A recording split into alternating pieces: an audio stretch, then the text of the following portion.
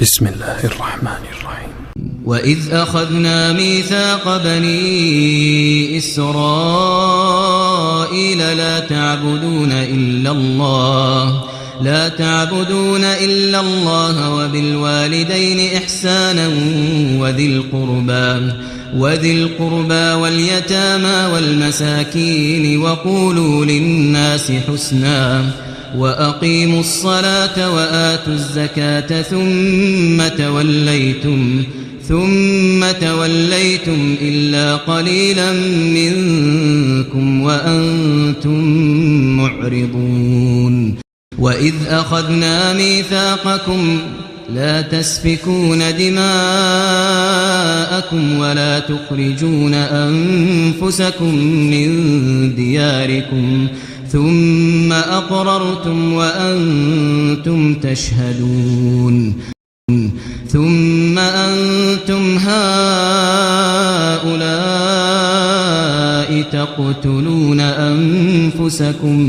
تقتلون أنفسكم وتخرجون فريقا منكم من ديارهم تظاهرون عليهم بالإثم والعدوان وإن يأتوكم أسارى تفادوهم وهو محرم عليكم إخراجهم أفتؤمنون ببعض الكتاب وتكفرون ببعض فما جزاء